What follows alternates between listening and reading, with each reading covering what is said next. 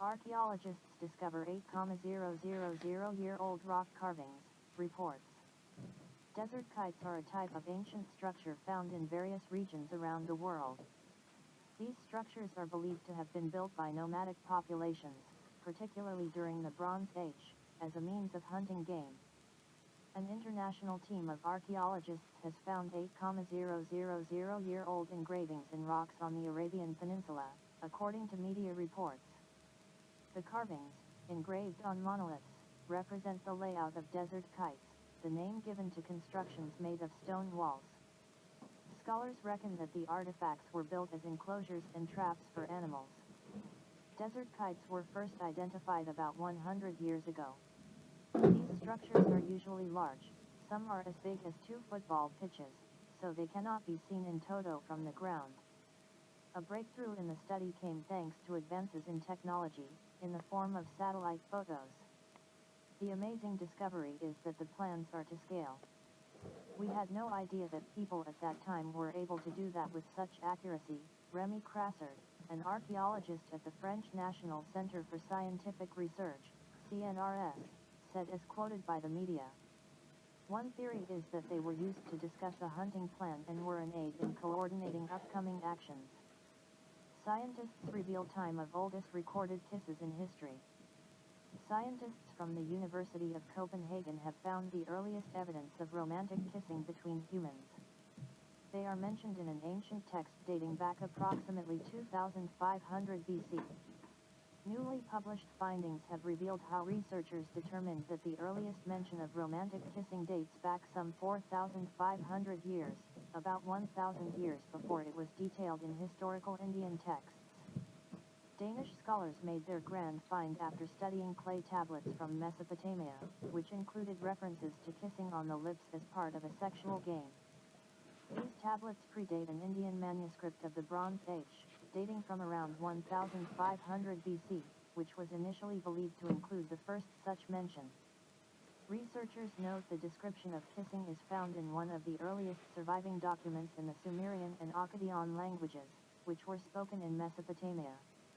Writing is thought to have originated in present-day Iraq around 3200 BC. In ancient Mesopotamia, which is the name for the early human cultures that existed between the Euphrates and Tigris rivers in present-day Iraq and Syria, people wrote in cuneiform script wedge-shaped marks on clay tablets. And they contain clear examples that kissing was considered a part of romantic intimacy in ancient times, just as part of friendships and family members' relations, said Dr. Troels Pank Arbel, an expert on the history of medicine in Mesopotamia at the University of Copenhagen in Denmark. In the texts, which can be dated back to 2500 BC, i.e., approximately 700 years after the appearance of writing, there is mention of kissing, which was clearly divided into 2 groups. The first denoted friendship or family affection, the other was purely erotic action. Researched sources show that kissing in connection with sex, family, and friendship was a common part of everyday life in central parts of the ancient Near East from the end of the 3rd millennium BC and, most probably, was not characteristic of this area only. Therefore, kissing should not be regarded as a custom that originated exclusively in any single region and spread from there but rather appears to have been practiced in multiple ancient cultures over several millennia, added Troels. Moreover, even back then humans guessed that by kissing, people could exchange various infections and viruses. Ancient Near Eastern texts mention descriptions of diseases such as bubutu or bushanu, which can be identified as modern herpes. The findings of the study were published in the journal Science. Astronomers spot radiation belt outside solar system for the first time. The global magnetic field can trap cosmic particles and accumulate them around a planet, thus adding to the chances of life emerging on the planet. One such field was found on a distant brown dwarf, and an extremely powerful one at that. Astronomers have detected the first radiation belt observed around a planet sitting outside the solar system, new findings revealed. The team used an array of 39 radio telescopes coordinated by the US-based National Radio Astronomy Observatory and the Effelsberg Radio Telescope operated by the Max Planck Institute for Radio Astronomy in Germany. Radio images from the ultra-cold dwarf LSRJ 1835 plus 3259, which sits some 18.5 light-years away from the Sun, revealed a cloud of high-energy electrons trapped in the celestial body's powerful magnetic field. By combining radio dishes from across the world, we can make incredibly high-resolution images to see things no one has ever seen before. Our image is comparable to reading the top row of an eye chart in California while standing in Washington, D.C., said co-author Jackie Villotson at Bucknell University. Scientists viewed the dwarf planet in the radio spectrum and detected a radiation belt emitting about 10 million times more powerfully than those spotted near the giant Jupiter.